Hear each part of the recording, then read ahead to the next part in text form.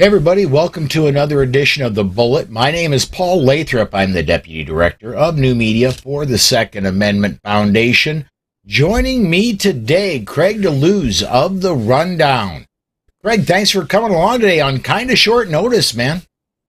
Oh, no worries, sir. You know what? Like I said, I take every opportunity I can to join you, sir. All right, well, I thought yesterday was a busy news day. I mean, everything kind of popped. We got a lot of things happening yesterday, and then as we were hitting the air yesterday, we had a lot of things happen, and so today's going to be another busy day.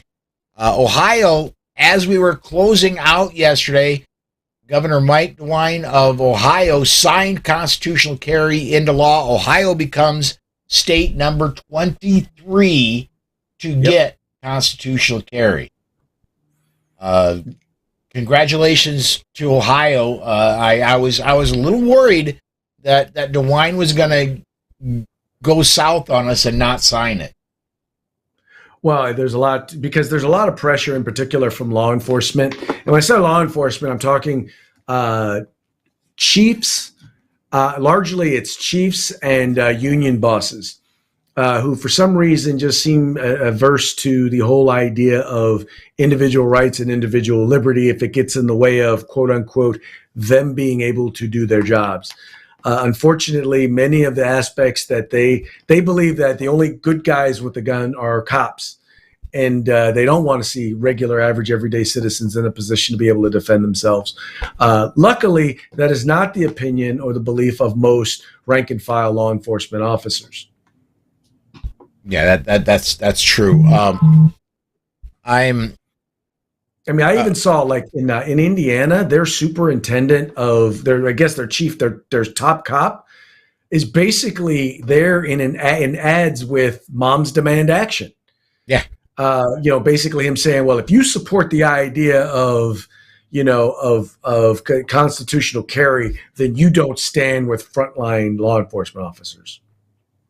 Which is ridiculous because most frontline law enforcement officers that I've spoken with support constitutional carry and support the right of the general population to be able to arm themselves. They know it makes their job easier. Right. Well, exactly. And this bunk that they put out there, and that's all it really is you had the guy from the one sheriff there in Indiana who said, well, if someone is a felon and they have a gun, we have no way of knowing.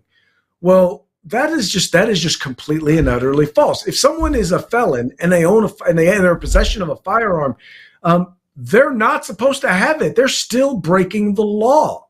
And there's nothing in the Indiana law that prohibits, how them talking to or treating that person the same way in which they would anybody else.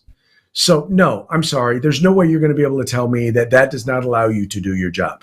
If you believe it does, then you really don't have much of an idea of how to do your job. Yep, absolutely. There are two more constitutional carry states we need to talk about. One is Florida, and Florida this year is not getting constitutional carry. The Florida legislature went home and did not put did not pass legislation to Governor DeSantis' desk. So Florida, you're going another year without constitutional carry.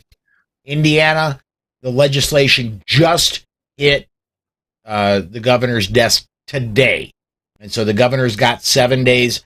And this is really curious because I think if I have the timing right, the Indiana legislature goes home, I think, in about 7 days. And so the governor's got 7 days. If he holds it for 7 days and vetoes it right at that 7 days, he may time them out. They may or may not have time to override his veto. And all they need in Indiana is a simple majority to override the veto. Well, here's what I will tell you. Folks, this is an election year, and there's going to be a lot of people up for re-election. And you need to take a look at how they voted on this. You need to take a look at this governor and look at how he voted on this. there should not be, and I don't care if they are a Republican or a Democrat, if they did not support this legislation, then it's time to replace them. Period. Because these are not people who believe in fundamental right to keep and bear arms. They do not believe in liberty. What they believe in, they believe that only certain people should be allowed to own and possess firearms. That only certain people should be able to have the right to defend themselves outside of their home. And they also believe that a certain select few ought to be able to decide who those folks are.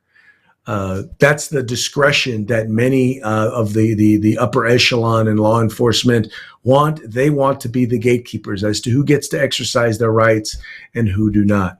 And here's the thing, folks: the fundamental right to self-defense, enumerated in our Constitution as the right to keep and bear arms, is a right that all of us have. It is not one that is up to the discretion of some bureaucrat or politician. And those who think it is don't really understand how things work and ought to not be in office. Absolutely. I want to get a couple of comments in here real quick. We've got, make sure it's going to the right place. Yes, it is. Okay. George says, greetings to all Second Amendment defenders protecting the most important birthright of all Americans. And Charlie Chambers over on the Facebook side says, did Georgia just make permitless carry law as well? 24 states? And Charlie, I just did a fast search as Craig was talking just now. I don't see that. Yes, they did. They did. They actually did. Yeah, the governor signed permitless carry, I believe in. Well, now you've got me second guessing myself. I believe that they did. Let me go back to my search because, it didn't turn up in Google. That's not a big shock. Let me go to a DuckDuckGo search and I'll research again. The House passed constitutional carry 4 days ago. It goes to the Senate for further consideration.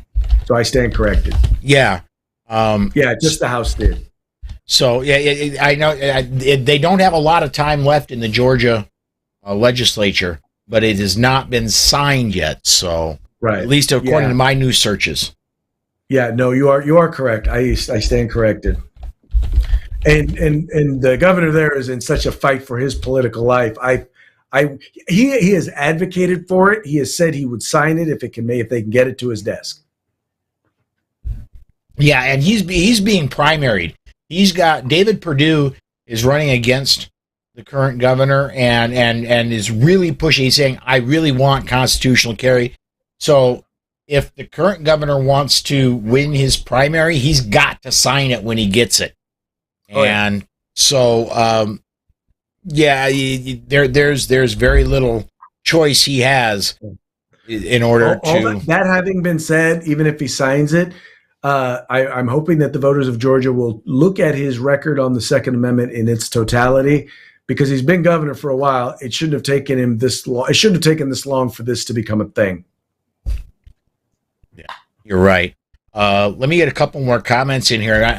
I can tell you right now, Craig, as often happens when you and I get together, the comments take us way off into left field. But let's get some of these comments in here. George says, I've spoken with several San Diego police officers. It's a mixed bag as far as Second Amendment rights go. One police sergeant told me everyone should be microchipped and tracked. She doesn't seem to be joking. Okay. It's a good, seems like she might be running for Congress and, she'd be doing better up north. But anyway. Sorry, lady. Charlie Chambers says the human right of self-defense is not negotiable. Right there with you, Charlie. Right. Well, and exactly, it's not negotiable because government didn't give it to us, so they can't take it away. Right there with you. And then Michael says March 15th, 2 teens injured, 1 critically in stabbing outside New York City school. February 19th, at least 6 stabbed in the New York City subway system after mayor announces new safety plan and biting meeting with New York City mayor to address rising crime. Gun laws are working? ? New York City is its own little thing right there. Yeah, it's catch and release criminals in New York City, and honestly, in a lot of the large cities that are democratically controlled, for lack of a better term. You get liberals in these positions, and it's catch and release with criminals because these poor people have been so oppressed their whole lives. They just need a chance. Give them a second chance, and they'll offend again until you actually lock them up for a very long time. Well, history does not lie. When we passed things like 3 strikes in California, when we passed mandatory minimums, we saw the amount of crime go down year over year over year. It wasn't until we started decriminalizing crime and letting criminals back out on the streets that all of a sudden we started to see not just regular crime, but violent crime start to go up again. It's not rocket science. If people don't have consequences, bad people are going to continue to do bad things. You have to have consequences for when you do bad things. And sometimes that consequence, it's just about making sure that bad people are kept away from good people because they can't seem to play well with others. Or making sure that bad people know they may pay the ultimate sacrifice for doing bad acts. If you might pay with your life if you go to carjack grandma, because grandma may pull a Smith & Wesson shield out of the console and pop you in the forehead, then you might want to think twice about carjacking grandma. Exactly. Funny how that works. I want to talk, and I put this in show notes this morning. I talked yesterday briefly about this bill last week that made it the dark of night in the omnibus spending bill, where they greatly increased the ATF's power. Well, that seems to have really emboldened Senator Dianne Feinstein, and she's trying to sneak another one in. Got this one off of AmmoLand this morning. She's trying to sneak in another bill coming through. The bill is Stopping the Fraudulent Sales of Firearms Act. It's S3776. It's got a companion bill in the House, HR 6997. It's got a great name, Stopping the Fraudulent Sales of Firearms Act. After all, who wants to support fraudulent sale of firearms? But in that they don't define what do they mean by fraudulent? Mm-hmm. Exactly. I mean, what exactly does it mean when you're talking about fraudulent? Explain that to me. And who's going to define that? You mean the experts over at ATF? Or the experts there in Congress? Are they going to define what is fraudulent? They can't decide what the definition of is. Yeah, that's exactly right. And the author, and that is Harold Hutchinson. What he writes over at AmmoLand is he thinks this is really a way to get around the Federal Protection of Commerce and Arms Act, where it allows people to sue gun manufacturers and legalize lawsuits like, the one that was brought against Remington. I'm willing to be against this simply because it was brought by Feinstein, simply because a co-sponsor is Cory Booker. Just those two people's names anywhere associated is good enough for me to be against it. There is no way that they're going to sponsor legislation that is going to actually help protect gun owners. It's just not going to happen. You're right. This is an end around. This is a way in which for them to be able to sue firearms retailers, firearms manufacturers, because their goal is not even so much to win the lawsuits. It is to bankrupt these folks. It is to put them out of business, to bury them in legal fees. Keep in mind that there are multimillionaires and billionaires who are funding the anti-gun movement. For them, dropping $100 million, $200 million, $500 million into a legal fund that will then be spent on drowning retailers, small manufacturers in lawsuits. Well, that's what's going to wind up happening. In a lot of these cases, you're going to see their insurance companies. What's going to happen is their insurance companies are going to decide, yeah, it's cheaper for us to settle. And then they're going to wind up settling and then dropping the insurance, the insurance policies of these particular manufacturers or these particular people in the industry, thus putting them out of business. Mm-hmm. That's because if you can't afford insurance, you cannot be in business, period. Right. I mean, that's just, let's be real. That's exactly what this is all about. One last story. We're going to have to fill a little bit today or have a short show. One last story I want to talk about, and this ties into constitutional carry. Nebraska, I've kind of changed my mind a little bit from earlier in the year. Nebraska has been flirting with constitutional carry for the last several years. Every year they introduce a bill, and it goes absolutely nowhere. This year they introduced a bill, and it went a whole lot of nowhere until last week, when all of a sudden it started going somewhere. And there's this senator in Nebraska from Omaha who made this statement when this bill started moving forward. Senator Megan Hunt from Omaha, again, big shock. She took to Twitter, said, owning a gun isn't a God-given right. It's a slave-owning, misogynistic, founding father-given right. I'm not against 2A, but be real. The Constitution was written by people. Today, I'm filibustering a bill that would allow concealed carry without training or a permit. And that tweet was on March 10th, 2022. That was the day the bill moved forward against her filibuster. Yeah, well, a couple of things I'd like to correct her on. First and foremost, the right to defend oneself is not government given. It's not man given, and it predates even our nation and our Constitution. The Second Amendment, the right to keep and bear arms, is based on that fundamental right, that fundamental human right. And by the way, our Bill of Rights in particular is not about giving power or giving rights to people. It doesn't. It simply recognizes certain fundamental human inalienable rights. And those are the rights that are enumerated. They're not, the Second Amendment doesn't give us those rights.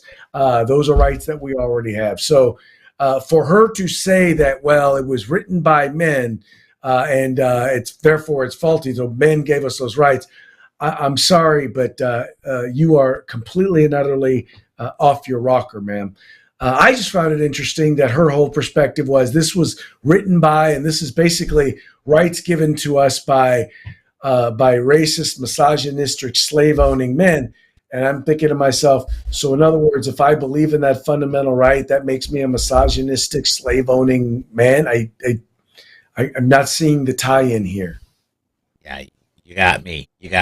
Well, and by the way, that also completely and utterly ignores the role that the Second Amendment played in not just freeing the slaves, but once we were freed, allowing us to be able to remain free, whether it was during Reconstruction, whether it was the training that the NRA did, training freed black slaves. Because by the way, if there weren't for a Second Amendment, you had people going down the South, Democrats, and the KKK going through trying to disarm newly freed slaves. Nope, it was the Second Amendment that they stood up for, that stood up and made sure we had that fundamental right to keep it bears. In fact, those who pushed the 14th Amendment, or were against the 14th Amendment, they said, well, they don't really need the 14th Amendment to protect their right to keep and bear arms because they already have the Second Amendment. So they already recognized that it went a long way in helping us to be able to defend ourselves. And I haven't even gotten into the civil rights movement, the Deacons of Defense, and the role it played, because there are many, many, many, many scholars who will tell you that while Dr. Martin Luther King was all about a peaceful movement, he recognized that there needed to be individuals who are armed and ready to be able to protect us, for us to be able to protect ourselves as we went about that non-peaceful work. Smeggy's right there with you. He says, who's going to tell her what kind of people wrote gun control laws? Oh, yeah. Gun control, by the way, folks, just so you know, in case you haven't bothered to look, we're always written about, always about keeping those people from being able to own or possess firearms. Whether it was Native Americans, or then they called them Indians, whether it was Latinos, then they called them Mexicans, or whether it was newly freed slaves.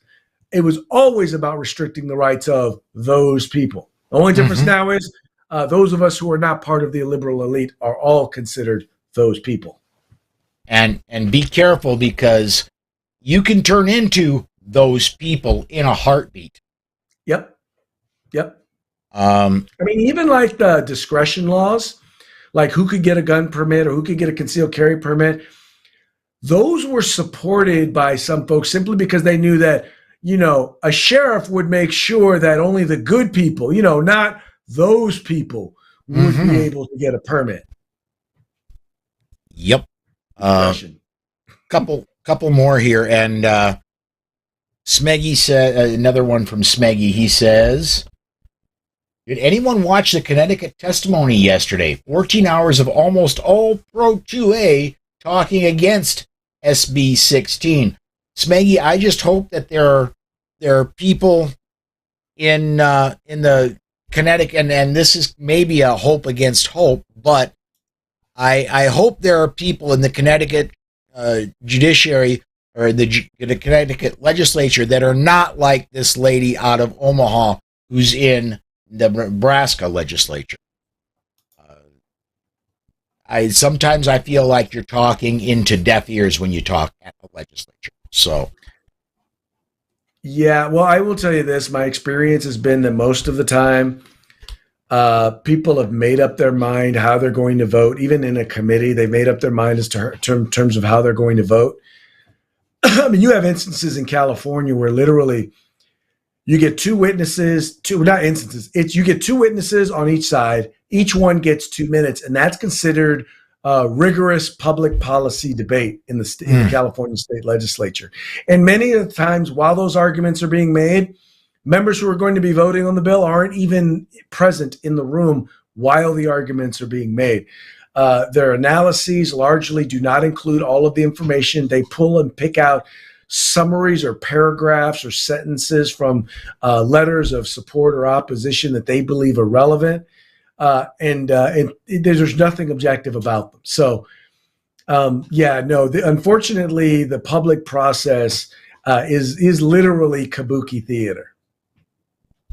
Let me get another couple comments in here. Charlie Chambers says, I'm proposing a tax on people who do not want to own guns. It will fund gun training for inner city single moms. I love that, Charlie.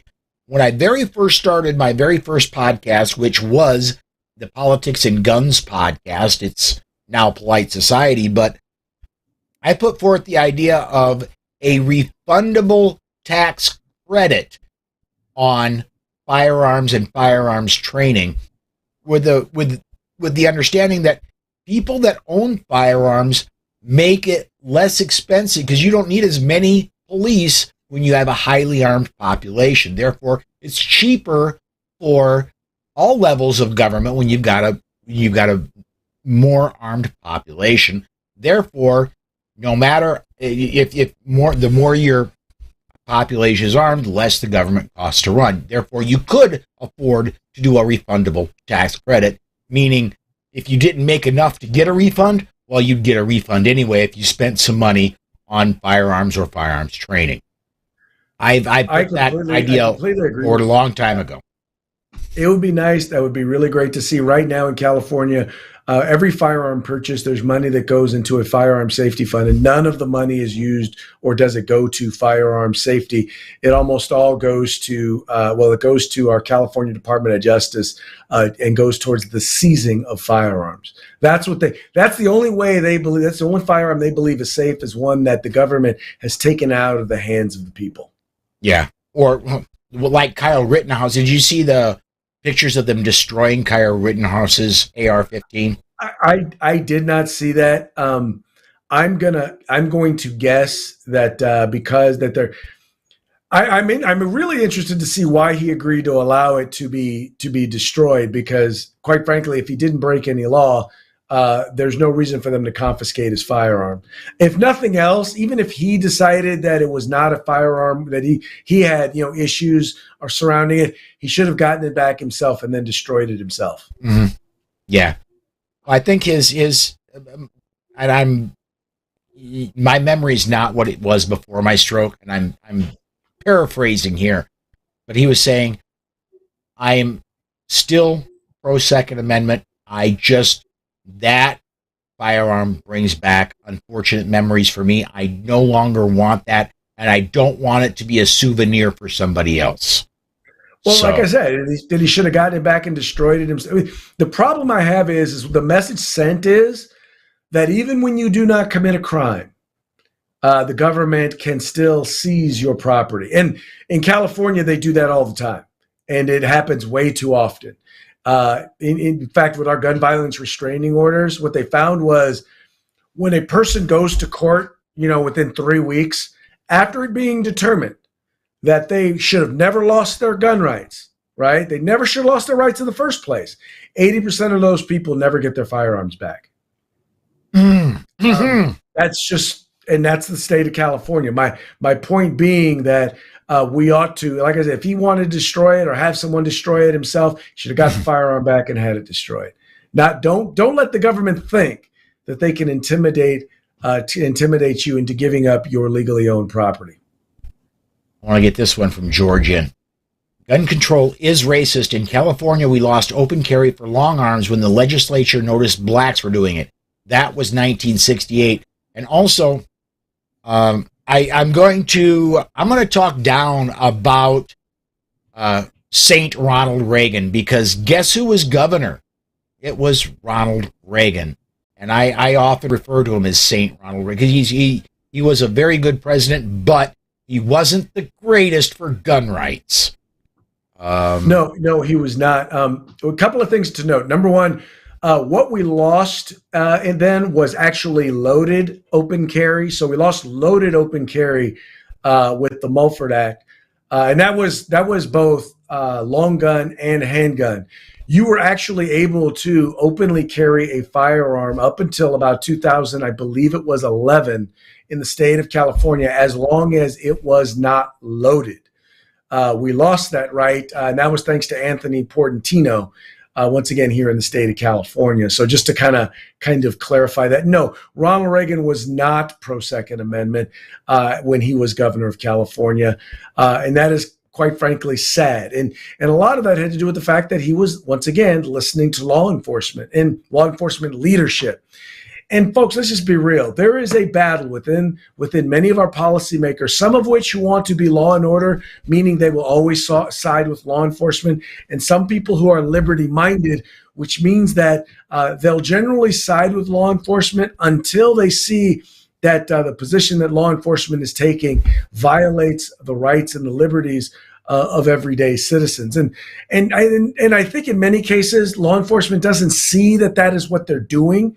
What they see is, I want to make it easier to be able to go after crime, go after criminals, and to be able to keep bad people from being able to do bad things.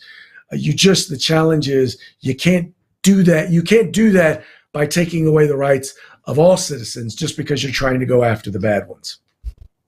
Amen. And I want to bring up, from my memory, and this I am clear about in my head, the reason you can no longer buy a fully automatic rifle made after 1984 is because of a law that was signed by and pushed by Ronald Reagan. That's a Ronald Reagan era law that you can no longer buy any fully automatic weapons that are manufactured after 1984. Although that date might be 1987, but it's right in there. I don't expect every politician or every elected official to be perfect, but I'm also not going to lie and pretend like someone is I'm not going to lie about someone's record and pretend like they are perfect. Mm-hmm. Absolutely. Patrick says, let me get this one up here. Most laws, rules, and regulations are written by those who can't relate or have their own means of avoiding the very thing they fear. Yeah, absolutely. Oh, yeah. Well, it's real easy to say you don't need a gun to defend yourself when you work in a building that is where there are armed people at every entrance, and in every committee room there are armed people there ready to defend you and defend your life. It gets real easy. You go home to a gated community. Yeah, when you live in a community where there is violence on the regular, where people where the nearest law when law enforcement is minutes away when seconds matter, then that's a whole different story. Last comment, and then we're already over time, so much for having a short show. But Charlie Chambers, I can always keep going. Charlie Chambers has our last comment today. He says, "Paul, I love your shows. Great intellectual ammunition. Keep it going." Thanks, Charlie. And Craig, thanks for jumping in today. Again, short notice, man, but thanks for climbing on board, bud. Well, sir, I thank you for all that you do and for everything that the folks there at the Second Amendment Foundation do. Folks, it's a yeoman's job to stand up and fight for our rights. And there are very few groups that are doing as much as the Second Amendment Foundation. And I'm so glad that they got you there, Paul. Thank you very much. Folks, I do want to encourage you, keep joining me 5 p.m. Central Time every day, both here on the Facebook and YouTube channels. And then on Saturday coming up, let me get my calendar up here. We've got a great weekend show coming up. Brooke Cheedy, Rob Morse, and Craig's partner, Mike Piwowarski, will be on this weekend on the weekend show on Saturday at noon Central Time. Really looking forward to that. And I'm talking with my boss, Alan Gottlieb. I'm thinking in about 3 weeks, he's going to be on that weekend show coming up in the beginning of April. So looking forward to that too. Just a last thing on my way out the door, coming up Memorial Weekend, and we're going to have towards the end of May, it's going to be a little bit hit and miss. I'm going to be going down to the Meet and Mingle to be doing some broadcasting down there. So the bullets are going to be a little bit hit and miss on our way down there, doing a lot of great live broadcasts from Atlanta that week. And the week after that is the NRA show, and I'll be doing broadcasts live from the NRA show. Really looking forward to that as well. Thank you, everybody, for watching. Thank you, everybody, for participating. Without you, we wouldn't be here. That's going to do it for us now, and we will see you tomorrow.